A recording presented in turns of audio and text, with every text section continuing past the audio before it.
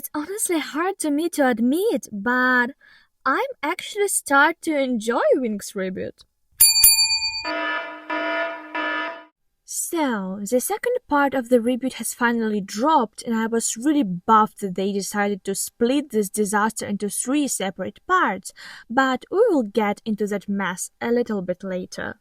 When the first part came out, it faced a massive wave of backlash, everything from controversial statements by the creators to questionable animation quality and even heavy accusation that AI was used for both scriptwriting and character design.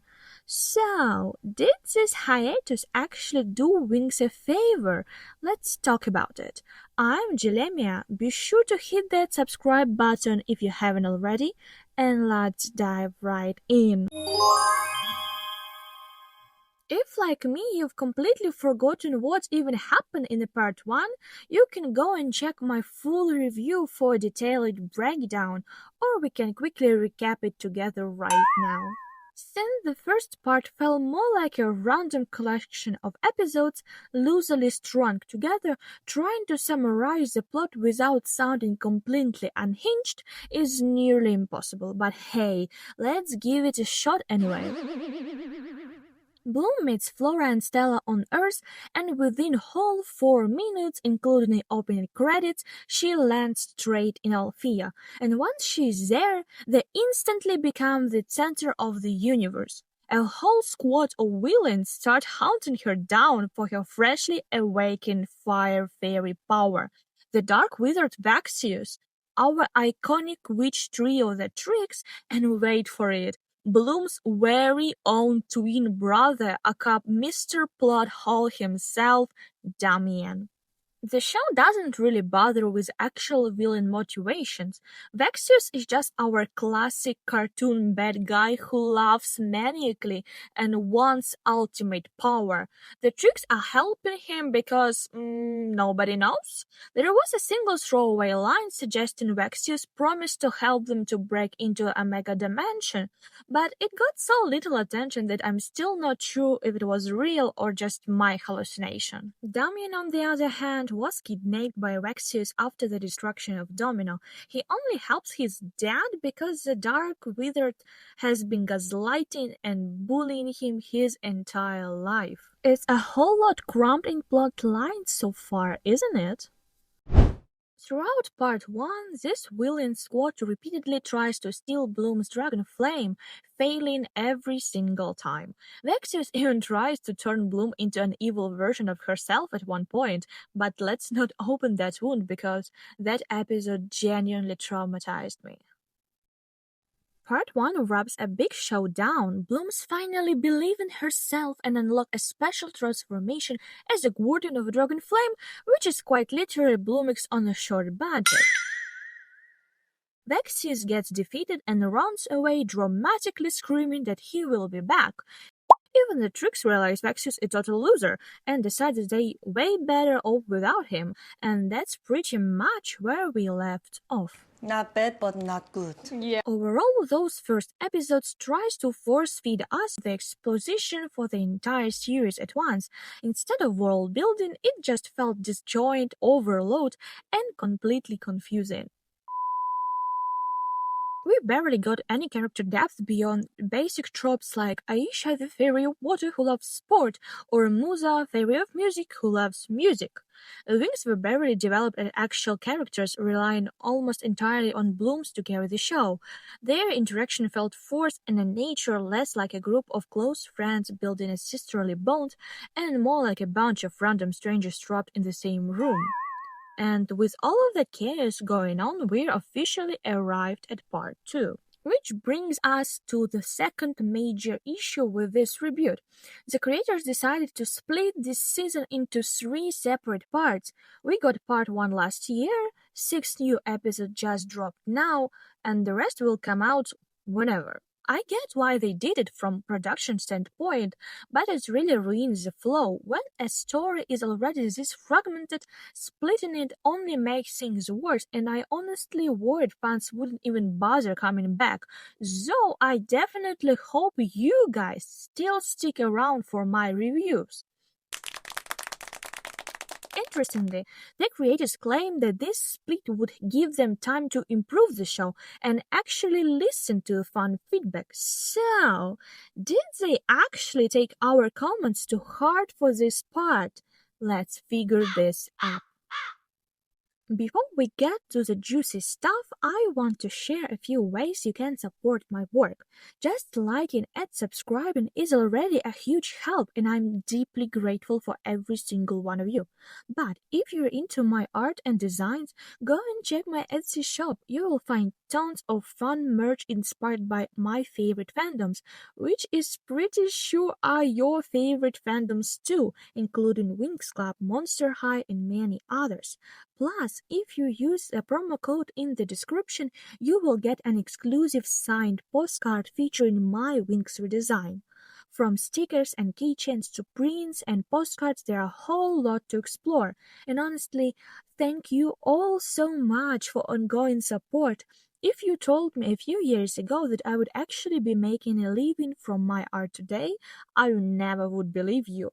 Now, back to the reboot. The season continues with Bloom and the other girls heading back to Earth looking for answers. Bloom wants to ask Mike and Vanessa how on earth she has a twin brother, a brother they of course have absolutely zero idea even exists. During that conversation, Bloom officially finds out she's adopted, triggering a massive identity crisis. And honestly, I don't mind that part. Any teenagers facing a life-altering revelation like that would struggle to process it. My real issue is how the show constantly circles around the twins' true origin without ever just calling a spade a spade. In earlier episodes, we learned the backstory of the royal family of Domino. In fact, this reboot addressed that plotline even more directly than the original series did. Yet somehow Bloom never quite connects the dots, and even when she gets close, she completely forgets about it the very next episode. This show refused to explicitly state that Bloom is a princess of Domino and Damien is a prince. The answer is sitting right there on the surface, but voicing it out loud would destroy the tragic family drama they trying so hard to build between Vexius and Damien. Getting back to episode 14. The girls decide Bloom needs some space to clear her head, so they go all for a stroll around Gardenia. And in fact, I desperately need to know who wrote the jokes for these episodes. And to be fair, the writers did try to flesh out the Winx personality this time around, giving them a bit of a life and flair. But you know what? I could have happily gone my entire life without seeing Muse's tomboy personality explored through an inflation kink. I had to rewatch this scene 3 times just to process what I was looking at. It felt so completely out of place, like a random piece of fetish art pulled straight from a deviant art. It's just plain weird. Hope the creators leave this toilet humor behind for a future episode. Please just stop with it. Of course, this little fairy ideal couldn't last forever, and right on the cue, the tricks make their grand return. But the transition from Winx to tricks was actually stunning. Out of nowhere, the shop drops a full-on musical cutscene with Icy, Darcy, and Stormy, and let me tell you, these three serve way better K-pop idol energy than the Winx ever did. Look, Icy clearly can't process her crush on Bloom with a therapist, so the dragon flame has simply become her personality now. The show will tell you that she just after power, but let's be real. I'm telling you, she just wants a piece of Bloom to keep forever. By using cheat tricks, she taking Bloom's adoptive parent hostage, Icy actually managed to steal the magic, and I have to give a credit where credit is due. As much as I'm not a huge fan of this reboot, I really like how the tricks were portrayed here. Sure, the showdown at Bloom's house was still completely ridiculous, but overall, they animated so much better. They have a distinct personalities and they genuinely fun to watch. I would be much happier if the show just focused on them instead of introducing a million generic side villains. Icy, of course, double crosses Bloom. Even after Bloom gave up her magic, Icy doesn't return her parents. Instead, she just yeets them into the void, which, as we later learned, was just a portal straight to Cloud Tower. The witches vanish into thin air, and the entire 15th episode is dedicated to finding them and restoring Bloom's lost powers. And you know what? This was exactly the episode that sold me this sequel because we got huge Bloom Icy moment here, and surprisingly, it was actually written really well, proving once again that you could build an endless number of seasons purely on the chemistry between these two. Though let's be real, Rainbow is far too conservative to even take that leap. So follow my channel for Winx Reboot where Bloom and Icy are the canon. Along with the Winx and Tricks, Vexus also lands in Gardenia. Apparently his fragile ego couldn't handle being abandoned and called a loser by his own allies. So now the episode is absolutely stuffed with characters. The Winx and the Specialist are hunting the witches, while Vexus and Damien are also hunting the witches. And while it makes sense for fairies, nobody really knows why our Mr. Walking Red Flag is even there. His behavior is actually hilarious. The show tries to sell him as a terrifying, powerful dark wizard, yet all we see is a grown guy chasing teenagers around, completely unable to accomplish a single thing on his own. The episode wraps up with a chaotic battle right into the school gym. Fighting on two fronts at once, Icy completely loses control of the dragon flame. The magic breaks free, allowing Bloom to reclaim her power. And not only that, in a surprising twist, actually Icy let this happen on purpose, just to help to put Vexus in his place. And as I said before, Vexus is all talk. The second thing gets even slightly dangerous for him, he turns his tail and runs. He runs so fast, in fact, that he completely forgets he even brought Damien with him. The Specialist officially arrests Damien, and allow me to interject for a second because I unironically thinks Riven is the most mature, serious, and level-headed specialist here. How is he literally the only one pointing out that Damien cannot be trusted? I can give Bloom a pass, sure, she thinks he's her brother, though if I were in her shoes, I would show that little shit how real siblings actually interact. Flora's soft spot can also be explained away somehow, even though it really annoys me that they are trying to force a potential romance line between them. But what about the rest of the group? To everyone else, Damien is literally a criminal and the main villain's right-hand man. Yet they just keep feeding us with the same old mantra about the power of friendship. The next episode focuses on Damien's ultimate choice, and in my opinion, it's by far the most ridiculous and dull episode in the entire drop. The Winx and the Specialist are keeping Damien captive, aggressively hitting and running him with Naruto Tolku no Jutsu to convince him that Vexus is just using him, and apparently it has zero effect on him. Meanwhile, Vexus is hatching yet another super mega evil master plan to prove Damien that Bloom is a fraud, and it's so mind-bogglingly stupid.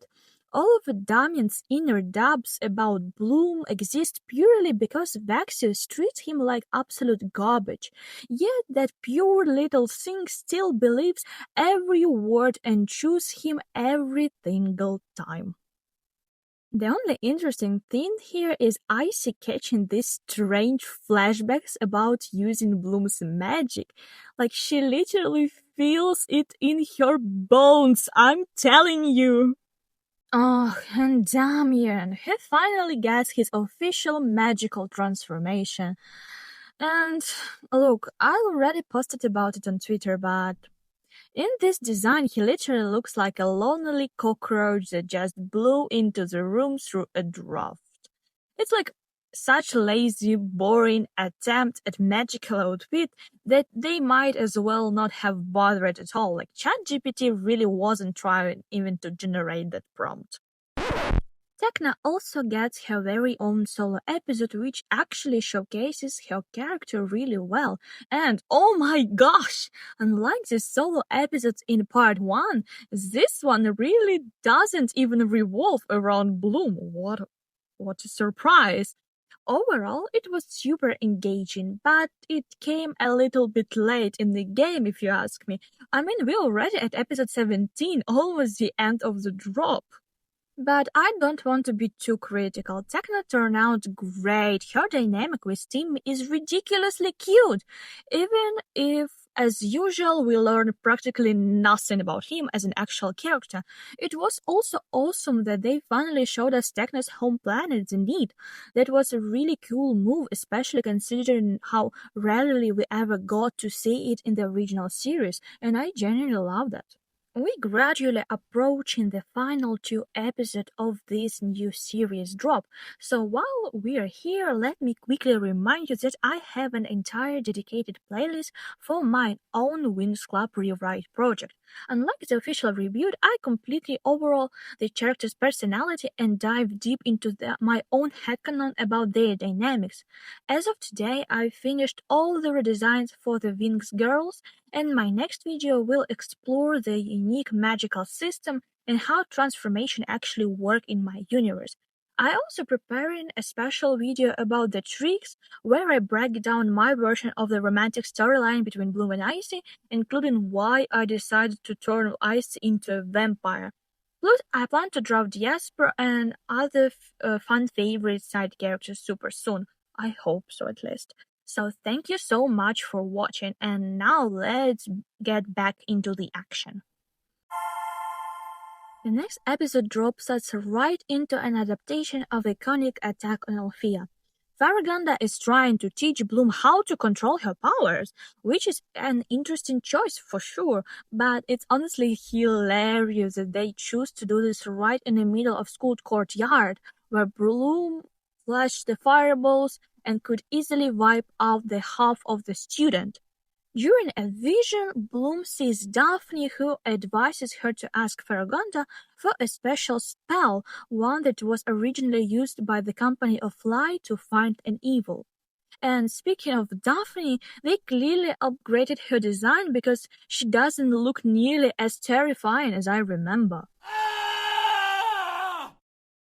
I actually really like how the show draws a parallel between Winx and the Company of Light this early on, even if it doesn't lay it quite as well as it did in Secret of the Lost Kingdom, because first of all, us viewers, we barely know this version of Winx yet, and second, we have zero context for who the Company of Light actually were.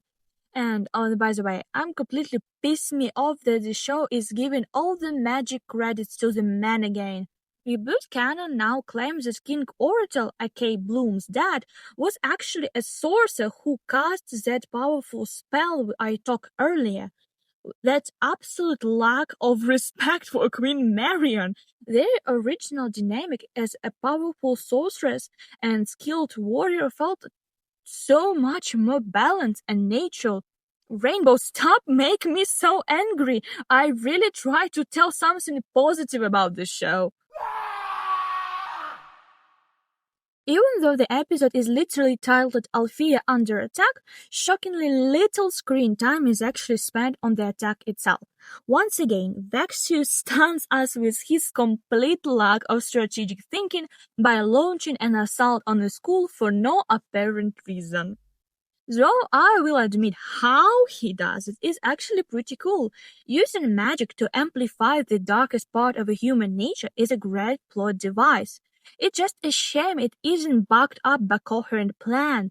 Right now, he feels less like a threat and more like a Tom from Tom and Jerry constantly trying to wreck the fairy's life, only to get thoroughly humiliated every single time. Meanwhile, Bloom struggles against her inner dark side, and oh my god, yes, we are forced to relive her emo face all over again and see that ridiculous design. But she finally managed to cut that spell, securing the win and sending Vexus running away like a loser. Again. And look, if you don't overthink the details like I do, this whole sequence actually worked pretty well. Despite its flaws, I genuinely enjoyed this episode, but I wouldn't be me if I didn't dig a little deeper. For instance, I still cannot wrap my head around how Mr. Red Flag's power actually works. If he can manipulate the darkness in people's heart and turn heroes evil, why on earth didn't he just do that to Damien? It would have solved literally all his problems in a heartbeat. They also recycled the classic plotline where Riven gets mind controlled by dark magic, but it just doesn't hit the same here, mostly because, as I said before, Riven is somehow the most level-headed guy in this entire reboot. That being said, his dynamic with Damien was pure comedy gold. I absolutely love how Riven, even while under dark spell, still managed to put Damien completely in his place. Good boy. Daddy finally lets you off your leash. Oh no! And the final episode brings us right back to Diaspro. I still can't get over how dirty the writers did her design. It's almost impossible to take her seriously when you're staring at walking fashion disaster. But you know what? Credit where credit is due. I actually like her storyline this time around. The writers finally had the guts to stop sugarcoating things and just portray Diaspro as unapologetic villain. And I love villain who owns it. No fake remorse, just pure unadulterated evil. Though to be fair, if I had to walk around with a hairstyle like hers, I would be angry at the entire world too. Diaspro's arc actually mirrors Myrta's narrative but flips it all around. What if your magic was assigned wrong? What if you secretly carry the witch heritage? And honestly, that was genuinely cool plot twist. Unlike Bloom's artificial identity crisis at the start of a season, this one actually lands. Even the magic's constantly preaches that fairy are good and witches are evil, the reboot set Diaspro up as an antagonist from day one. So while her drama is completely over the top and her personality remains widely stereotypical, actually, it actually works. I totally get why someone like her would feel completely out of place in her role as a fairy. Though for love of the god, I need those evil guys to stop laughing, because some of the scenes are just too ridiculous to take seriously. I still think there are way too many villains crammed into such a short show, but I would love to see more of a Diaspro. She's that specific kind of antagonist you just love to hate, at least in the reboot, because in the original series I just felt genuinely sorry for her. So, did the writers actually listen to fan criticism and make the reboot better? The short answer is complicated, and it's a bit of a yes and a huge no. Part 2 is definitely much more interesting to watch. You can tell that they actually try to give the characters real depth and make their interaction feel lively and dynamic. The visual got noticeably upgraded too, mostly thanks to a better lighting and added textures. And if you're wondering whether it's worth watching this new episode, I would say yes, and only for the sheer chaos of those bloom and icy moments. But a fresh coat of paint doesn't fix broken foundation. As I said before, the story is utterly overcrowded with characters. When everyone is fighting for the screen time, nobody gets a proper development, leaving us with absolutely chaos. The main plot suffers just as much by wasting precious time explaining the backstory of every single side characters and throwaway villains. The writers completely lose sight of a cohesive narrative arc. At the end of the day, this reboot feels less like a complete story and more like a collection of random plot fragments they simply forgot to stitch together. And it really feels like the writers were counting on brand recognition alone, hoping that just slapping the name Winx on the title would save the project from flunking. But that's just not how it works. You can't let every single element fall short and still expect a hit. If the show falls flat on animation, the plot needs to carry it. And if the plot isn't brilliant, the character arcs need to step in. But here we just don't get either. I can see that the team is trying to learn from their past mistakes, but you can't save a ship that's already full of holes and taking on water. I'm still curious to see how this wraps up, but if they seriously pitching a second season, they need to step back and figure out what they actually making and who they making it for. And honestly, I feel completely conflicted. While I outright hated the first part of this reboot, part 2 somehow managed to leave me with a tiny sliver of hope, and that's the scariest part, because at the end of the day, despite all my bashing, I love Winx Club.